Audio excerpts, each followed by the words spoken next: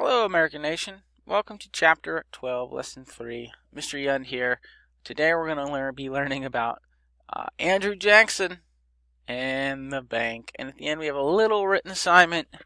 Nothing too big. If you read through the lesson and pay attention, maybe watch this video the whole way through, it'll be pretty easy for you to answer with details. So let's go take a look at what we're going to learn about today.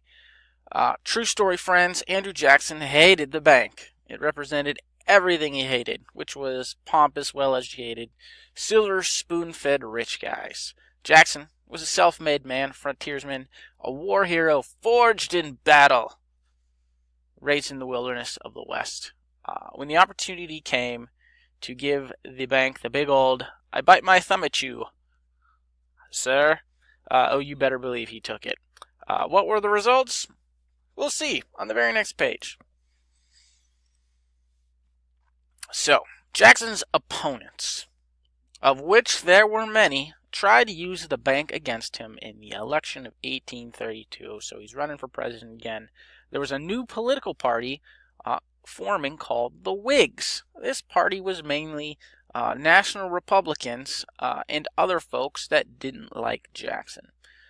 So these are not the modern Republicans, kind of the Republicans that came about after the War of 1812. They were like, hey, we like, power of the people and all that jazz, but federal government needs to have some powers to deal with stuff. So kind of not quite Jefferson Republicans, more federal type Republicans. Anyways, basically everyone that didn't like Jackson was starting to go into the Whig Party, and they believed that the American people liked the national bank. And they thought if they could get Jackson to close the bank, it would wreck him in the presidential election. So a couple people got together, these are the Whigs like Henry Clay and Daniel Webster, and they convinced the head of the bank, who was their personal buddy, a guy by the name of Nicholas Biddle, to renew the charter for the bank early, before this presidential election. So they basically moved this event to before the election because they thought if they could get Jackson to close the bank, people would hate him for it. It actually turned out not the way they thought. Jackson predictably vetoed the bill, the renewal for the charter. However, much to the surprise of the Whigs, the American people actually really like this. It turns out the American people didn't like the national bank, so they were pretty thrilled when Jackson closed it. So as a result, Jackson handily won his re-election. He's going to be president twice. Jackson killed the bank for good when he actually went about further ordering all government funds to be transferred from the national bank into small, more local banks and state banks. And the bank was pretty much good when its charter expired in 1836. The bank expired. It was never renewed by Jackson.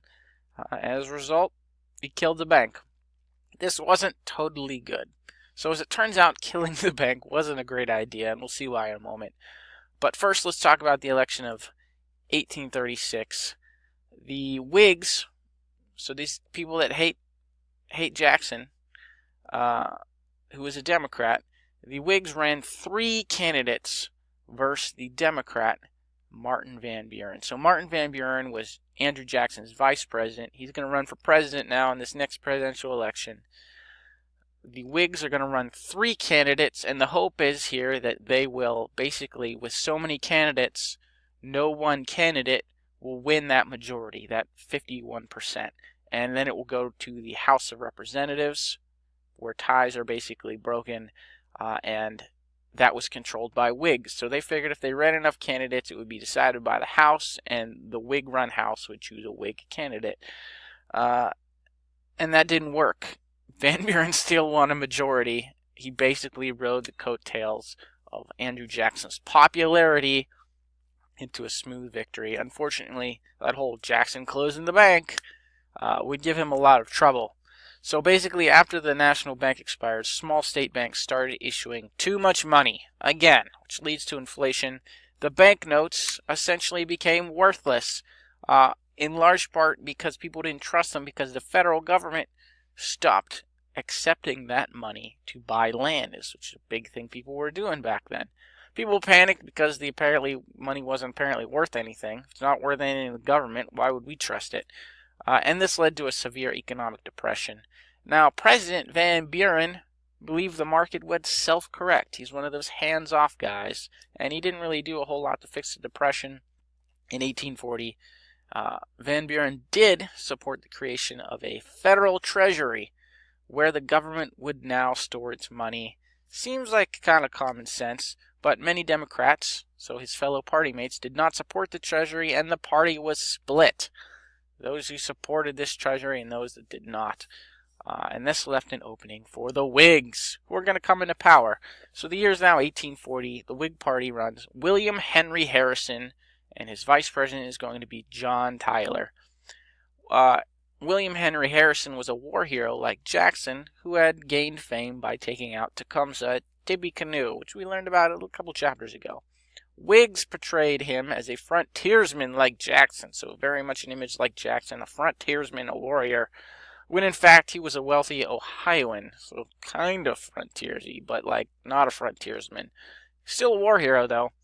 The Whigs then portrayed Van Buren, who was running again, as a rich snob, like a nose up in the air, rich snob kind of guy.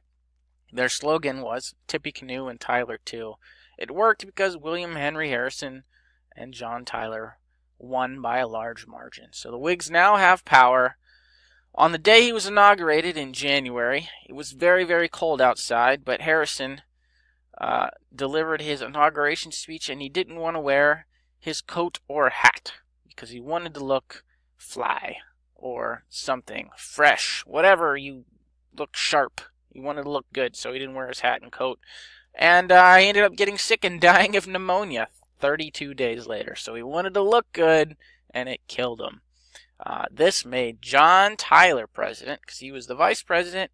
At the time, he was 50. He was the youngest president ever at the time, and also the first vice president to have to take over for a dying president. Happens every once in a while.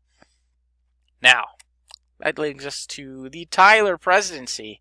Whig Party leaders had plans to work William Henry Harrison like a puppet. Basically, they thought they would be able to control him. And then he died of pneumonia 32 days into the presidency. He was sick the whole time. And now they're stuck with John Tyler as president. But here's the thing. John Tyler had run as vice president as a Whig, but he was really more like a Democrat. In fact, he had been a Democrat, and he was not really a big supporter of Whig ideals. He frequently vetoed Whig-sponsored bills, infuriating the Whig Party, who eventually had him expelled from their party. What actually did it was he vetoed a new charter for the bank twice, so he still didn't like the bank. And that's what got him kicked out of the Whig Party. His biggest success as president involved a treaty with Britain, which was called the Webster-Ashburton Treaty. Daniel Webster was the Secretary of State.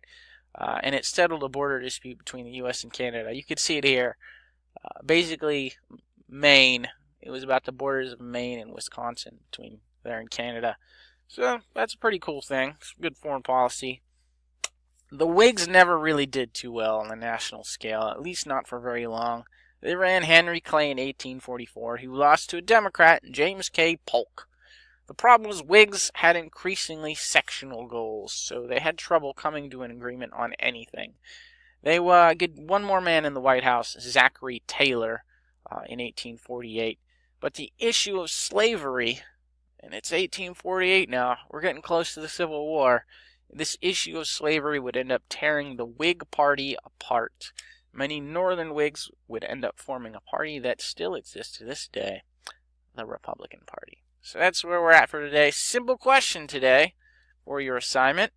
Let's take a gander. Your question. Here's John Tyler.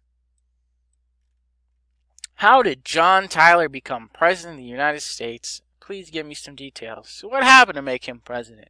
Did he win an election? Did somebody die? What did we just say? How might that individual may have died that make John Tyler president?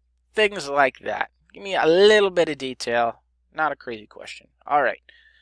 That's it for today. Miss you on doubt. Let me know if you have any questions. Otherwise, have a great day, alright? Take care.